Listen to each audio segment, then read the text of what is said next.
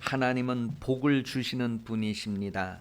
오늘 본문 2절 말씀과 이사야 44장 3절 말씀에 보면 하나님은 복을 주시는 분이시다라고 확인을 해줍니다.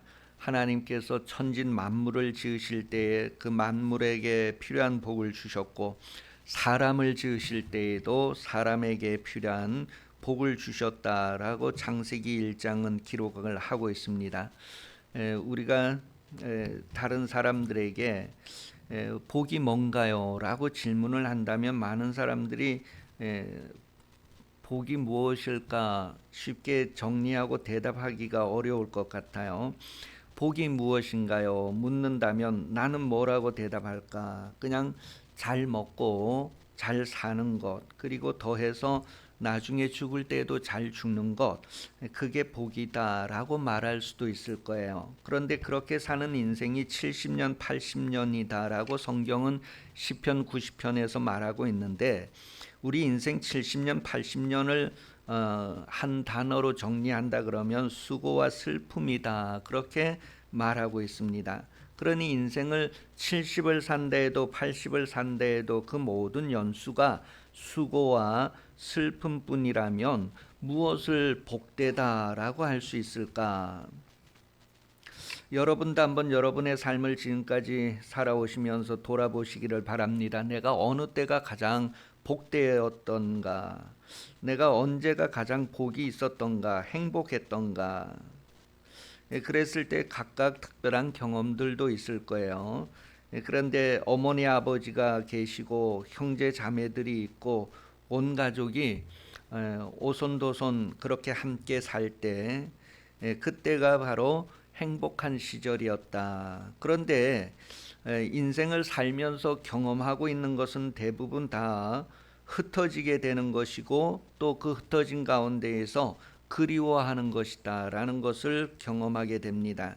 그래서 고향을 그리워하게 되고, 부모를 그리워하게 되고, 형제 자매들과 함께 하던 그때를 그리워하게 되고, 또 개인적으로도 어린 시절을 그리워하게 되고, 그리고 10대에서 가장 행복했다, 그런 것들을 다시 한번 회상하게 됩니다. 20대가 되면서부터는 이제 삶과 더불어서 삶에 힘겨워하는 것들을 경험하기 때문에 10대까지 이렇게 자라는 동안에 그래도 그때가 제일 좋았다, 그렇게 하는 인생의 경험들을 가지게 됩니다. 그래서 우리가 이 땅에 살면서 과연 나는 복이 있는가, 나는 행복한가, 하나님의 행복으로 누리고 있는가, 그랬을 때에도 여러 가지 마음들을 경험하게 되지요. 성경에서 복을 말할 때에 두 가지의 복을 우리에게 말해주는데, 육신이 생육하고 번성하는 복을 말해줍니다. 잘 먹고 잘 살고 잘 죽는 것까지 말하면서 또 다른 복을 말하는데, 그것은 바로 하나님을 가까이 하는 것이다 라고 말해주고 있습니다. 시편 73편 28절 말씀에 보면 하나님을 가까이 함이 내게 복이라, 내가 주 여호와를 나의 피난처로 삼아 주의 모든 행적을 전파리이다. 야고보서 4장 8절에서도 우리가 하나님을 가까이 하면 하나님도 우리를 가까이 해 주신다라고 하면서 우리가 복된 삶을 누릴 수 있다는 것을 확인해 주고 있습니다. 하나님을 가까이 하는 것이 복이다라고 했을 때에 우리가 이 복을 다르게 표현하면 시편 65편 4절에서 하나님의 정원에서 함께 사는 것이다, 그렇게 말해 주고 있습니다. 하나님의 정원, 다시 말하면 하나님의 뜰에서 함께 사는 것이 복이다라고 말해주고 있습니다. 디모데전서 3장 5절에 15절에서는 하나님의 정원, 하나님의 뜰을 하나님의 집이다, 하나님의 교회다, 그렇게 표현을 해주고 있어요. 이 뜰, 정원이라고 하는 단어의 의미는 뭔가 이렇게 울타리로 이렇게 둘러져 있고 폐쇄된 그런 장소를 의미합니다. 그래서 옛날에는 그 궁궐에 안뜰이 있고 바깥뜰이 있었다는 거예요. 그래서 에스더 4장 8절에서 11절까지 내용을 보면 그 왕이 있으면 그 왕에게 안뜰이 있고 바깥뜰이 있다. 그런데 이 안뜰에는 왕이 허락을 할 때만 들어갈 수 있고 왕이 허락을 하지 않을 때 들어가면 그대로 죽음을 당하게 되는 그런 법이 있었다는 것을 에스더서 4장 8절에서 11절에 표현을 해주고 있어요. 그래서 유대인들이 다 몰살당할 위기가 왔을 때에 에스더가 왕이 부르지도 않았는데 왕 앞에 나아가는 것, 그 안뜰에 들어가는 것, 그것은 바로 목숨을 걸고 하는 행동이었다라는 것을 말해주고 있습니다. 그리고 이제 그 바깥뜰은 이렇게 누구든지 들어갈 수 있고 대기할 수 있는 그런 장소였다는 것을 확인을 해주고 있어요. 그런데 이 뜰이라고 하는 그 단어의 원형이 어디에서 왔느냐 하면 바로 이 성전에서부터 왔다는 거예요. 그 원어상으로도 이제 그렇게 표현을 할 때 성전, 성막이라고 하는 단어에서 이제 이 뜰이라고 하는 단어가 만들어졌다는 거예요. 출애굽기 27장 9절에 보면 성막을 지을 때도 그 뜰이 있었다라는 것을 말하고 열왕기상에서는 성전을 지을 때에도 이렇게 뜰이 있었다 그렇게 표현을 해주고 있어요. 이 하나님의 성전에서 함께 예배하는 삶이 복이다라는 것을 성경은 말해주고 있습니다. 하나님이 계시고 그 앞에 자녀들이 함께 모여서 예배하는 삶, 그것이 곧 천국이고 복이다. 그러한 내용을 이사야서 56장 1절에서 8절까지 소개를 해주고 있습니다. 하나님과 연합을 하게 되고 하나님이 기뻐하시는 일을 우리가 선택하게 되고 함께 예배하는 삶이 바로 복이다라고 이사야서 56장 1절에서 8절은 기록을 하고 있습니다. 그런데 이러한 복을 마귀는 방해한다는 거예요. 마귀는 싫어한다는 거예요. 하나님의 형상을 따라 하나님의 모양대로 지음받은 사람이 하나님의 행복으로 행복해하는 것을, 하나님과 함께하는 것을 싫어하여서 유혹을 하고 에덴 동산에서 추방되게 했다라는 것을 창세기 3장을 통하여서 우리에게 말해주고 있습니다. 이렇게 마귀가 우리 사람들이 하나님의 복을 누리는 것을 싫어해서 에덴 동산에서 추방당하게 했던 것처럼 지금도 교회에서 떠나게 하고 예배에서 떠나게 하는 그런 역사를 진행하고 있다는 것을 우리에게 알게 해주고 있습니다. 그래서 마귀는 지금도 예배를 방해하려고 우리의 생각을 흐리게 만들고 우리의 마음을 흐리게 만들고 우리의 몸과 우리의 환경을 흐리게 만든다라는 것을 경험하게 됩니다. 이 흐리게 만든다는 것을 미혹한다. 우리 성경에서 미혹한다 할 때 그 미혹이라는 것은 정상적인 분별과 판단을 하지 못하고 이렇게 흐려져서 홀리게 된다, 그런 의미로 미혹이다라고 하는 말을 사용을 합니다. 그래 마귀가 우리의 마음을 미혹한다는 거예요. 우리의 생각을 미혹한다는 거예요. 우리의 몸을 미혹한다는 거예요. 어떤 사람은 예배할 때 이렇게 막 피곤하고 막 이상하게 졸고 이러는 사람도 있고, 어떤 사람은 예배할 때 막 다른 생각을 하게 되잖아요. 또 어떤 사람은 막 그냥 마음에 여러 가지 일들이 또 분주하게 되고, 또 어떤 데에는 막 아이들이 돌아다닌다던가 아니면 어떤 사람이 막 이렇게 특별한 행동을 하는 것 때문에 그게 눈에 거슬리고 막 이렇게 해서 예배를 방해받는 일들이 많이 일어나잖아요. 그런 게 다 마귀가 미혹하는 그런 수단들이라는 것을 말해줍니다. 이사야서 44장 18절 말씀에 보면 그들이 알지도 못하고 깨닫지도 못함은 그들의 눈이 가려서 보지 못하며 그들의 마음이 어두워져서 깨닫지 못함이니라. 이 마음을 미혹하고 생각을 미혹하고 이런 것들이 다 마귀가 지금도 역사하기 때문에 그렇다는 거예요. 그런 내용을 로마서와 누가복음에서도 계속 확인을 해주고 있습니다. 왜 우리 사람들의 마음이 어두워질까? 그런 것들이 다 마귀가 역사한다는 거예요. 그래서 우리 영혼이 그늘지게 하고 하나님의 그 얼굴빛이 비춰지는 것을 반대하고 막아내는 그런 일들을 마귀가 계속 하고 있다는 거예요. 자, 우리 일상은 그런 마귀가 역사하는 데에서 벗어날 것인가 벗어나지 않을 것인가. 하나님께서 저 갈대아 우르에서 살고 있던 아브라함을 부르신 것은 바로 그러한 삶에서 건져내시는 과정이다라는 것을 우리에게 말해줍니다.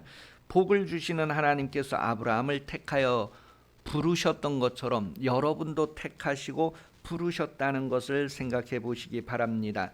아브라함이 그 갈대아 우르를 지금 표현으로 하면 메소포타미아 지역인데, 메소포타미아 지역에 살고 있을 때에 아브라함의 아버지 데라는 우상을 섬기고 있었다. 그렇게 여호수아서 24장 2절 3절을 통하여 확인을 해주고 있습니다. 그 우상을 숭배하고 있던 아버지 밑에서 이제 아브라함을 하나님께서 부르셨다는 거예요. 그때 부르실 때에 내가 너에게 지시할 땅으로 가라. 아직 어디로 가야 될지 확정된 것은 아니고 계속 지시하게 되는 그 땅으로 가라는 것을 명령받습니다. 그런데 아브라함은 그때에 어디로 가야 될지를 알지 못하면서도 일단은 가라고 했을 때 가는 과정을 성경이 우리에게 쭉 소개를 해주고 있어요. 그 지도를 이렇게 보면 아브라함이 갈대아 우르에서 저기 위에 하란으로 올라가고 하란에서 또 이렇게 가나안 땅으로 내려오는 것, 마치 이게 초승달처럼 이렇게 생겼는데 이게 바로 비옥한 지역으로 이렇게 이끄시는 그런 과정을 우리에게 말해주고 있어요. 만약에 그 갈대아 우르에서 왼쪽으로 바로 갔다면 사막을 지나가야 되기 때문에 그런 여러 가지 어려움 때문에 이제 아브라함이 쭉 북쪽으로 올라가서 하란에 갔다가 다시 내려오는 그런 모습을 지도를 통해서 우리가 확인을 할 수가 있어요. 이 아브라함에게 가나안 땅으로 가라. 다시 말해서 이제 지시할 땅으로 가라. 그런 명령을 오늘 본문 1절에서 했고 사도행전 7장 2절에서 4절을 통하여서도 하나님께서 이 아브라함을 메소포타미아에서 이제 가나안 땅으로 이끄시는 그런 내용을 다시 한번 확인을 해주고 있습니다. 이 아브라함은 하나님의 말씀을 받고 그 말씀을 그대로 순종하고 따랐다는 거예요. 하나님의 말씀을 받아서 순종하고 따르는 것을 믿음이라고 합니다. 히브리서 11장 8절에는 그것을 믿음으로 아브라함은 부르심을 받았을 때 순종했다라고 기록을 해주고 있어요.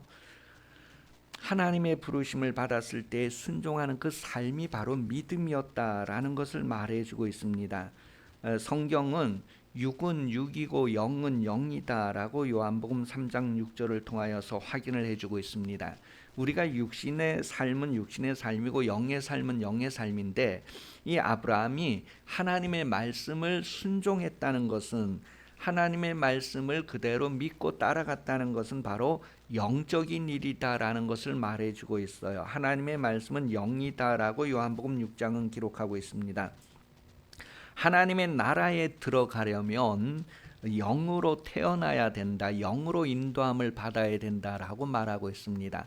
육신의 인도함이 아니라 영의 인도함. 그래서 아브라함은 하나님의 말씀의 인도함을 받았고 하나님의 말씀을 따라갔다. 그렇게 오늘 본문 4절은 기록을 하고 있어요. 하나님이 아브라함을 택하여서 그의 고향과 친척 그리고 아버지 집을 떠나라고 하신 것은 육신을 의지하지 말고 하나님의 말씀을 의지하라. 육신을 따르지 말고 하나님의 말씀을 따르라고 하는 것을 우리에게 말해줍니다. 그래서 우리는 항상 선택을 해야 됩니다. 육신을 따를 것인가 하나님의 말씀을 따를 것인가. 그런데 오늘 본문 4절에서는 아브라함은 하나님의 말씀을 선택했다. 하나님의 말씀을 따라갔다라고 기록을 해주고 있습니다. 하나님이 아브라함을 택하여 부르시고 육신을 선택할 건가 말씀을 선택할 건가 그런 기회를 주셨을 때에 아브라함은 하나님의 말씀을 선택했다라는 것을 성경이 우리에게 확인을 해줍니다. 여러분도 육신을 선택할 것인가 말씀을 선택할 것인가 그 기회가 있을 동안에 말씀을 선택하는 삶을 사시기를 바랍니다. 이사야서 51장 2절 말씀에 보면 너희의 조상 아브라함과 너희를 낳은 사라를 생각하여 보라. 생각해 보십시오. 무엇을 생각해야 할까? 그랬을 때 아브라함이 혼자 있을 때 내가 그를 부르고 그에게 복을 주어 장성하게 하였느니라. 이 아브라함이 혼자 있을 때가 언제를 얘기하느냐 하면 갈대아 우르를 떠나서 메소포타미아를 떠나서 저기 북쪽으로 올라가서 하란에 머물잖아요. 이 하란이 바로 그 아브라함의 친척들이 이렇게 또 많이 살고 있던 동네란 말이에요. 그래서 거기에 올라가서 머무는데 거기에서 아버지가 죽고 우상을 숭배하던 아버지가 거기에서 분리되어지고 이제 이렇게 가나안 땅으로 오게 되는 것을 말해 줍니다. 다시 말해서 아브라함이 혼자 되었을 때에 아브라함에게 복을 주시고 장성하게 했다라고 하는 내용이에요. 창세기 13장 14절 15절에 보면 아브라함의 조카 롯이 아브라함과 함께 있다가 이제 함께 있기가 많이 불편해지자 롯과 헤어지는 이야기가 나옵니다.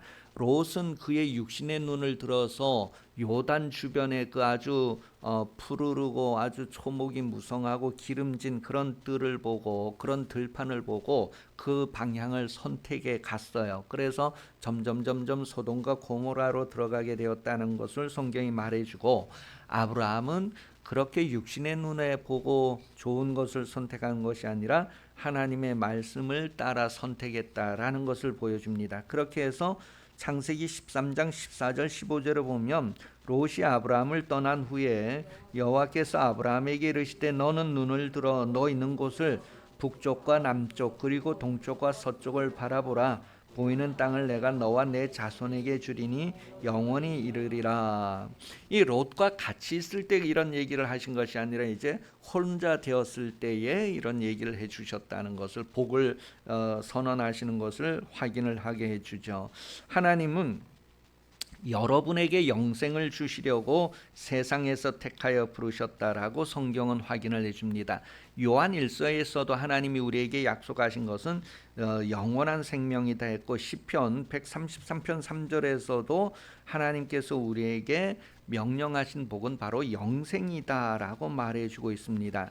하나님이 여러분을 세상에서 부르시고 택하신 것은 바로 영생을 주시려고 부르셨다는 거예요. 그리고 여러분들에게 아브라함에게 그 이름을 창대하게 하겠다. 그래서 아브라함이 한 집안의 족장의 이름이었지만 이제 그가 세상의 모든 나라의 아버지가 되도록 아브람을 아브라함으로 이렇게 바뀌어주는 그래 창대하게 하는 이름을 창대하게 해주겠다 그런 표현을 해주는데 이것은 오늘 우리에게는 어떻게 적용되느냐 하면 우리가 하나님의 아들이라고 하는 일컬음을 받게 하는 것으로 표현을 해주고 있습니다. 우리의 이름이 하나님의 아들로 이렇게 바뀌어지는 내용을 아브라함의 이야기를 통하여서 오늘 우리에게 알게 해주고 있어요. 하나님께서 우리를 아들이 되는 기업을 주셨다는 거예요. 우리에게 예수 이름을 주셔서 그 예수 이름이 우리의 기업이 되게 해주셨다라는 것을 성경이 말해줍니다. 그 이름을 장대하게 한다. 이름을 아주 크게 해주신다, 존귀하게 해주신다 그런 의미로서 이제 창대하게 한다는 표현을 하고 있어요.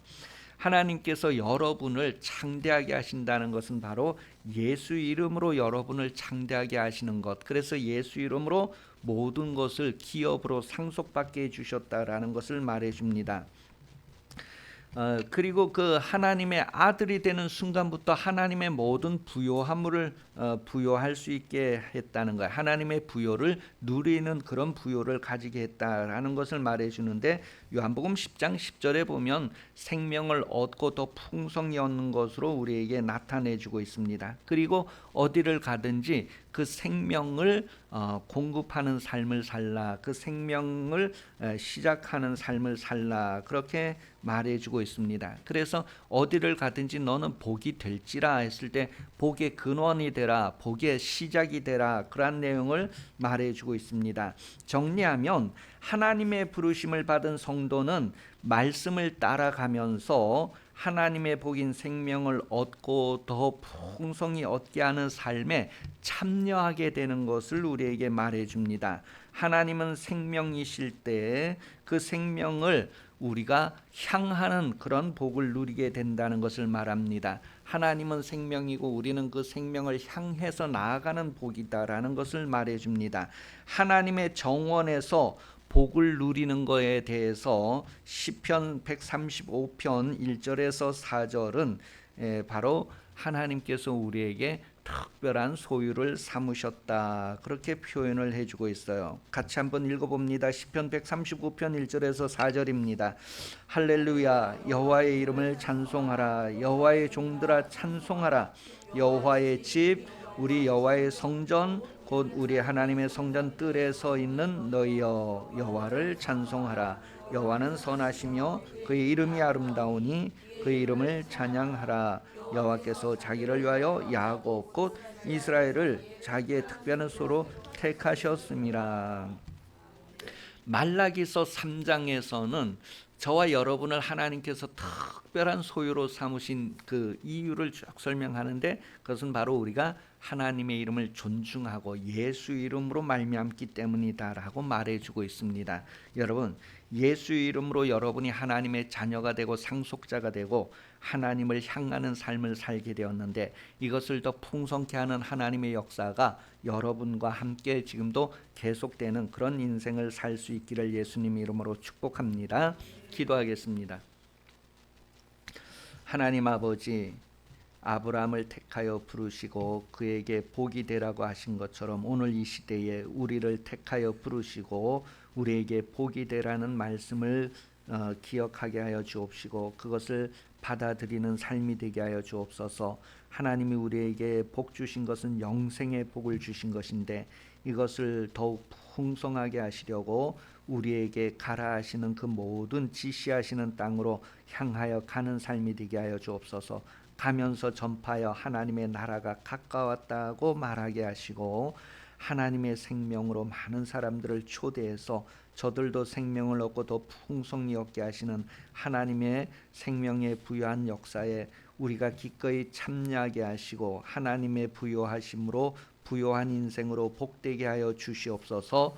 다시 오시는 예수 그리스도 은혜 베풀어 주시며 하나님 아버지 사랑하심과 성령의 교통하심이 주일 오전 예배 참석하여 머리 숙인 성도들 위해 영원토록 함께 하시기를 간절히 축원하옵나이다. 아멘.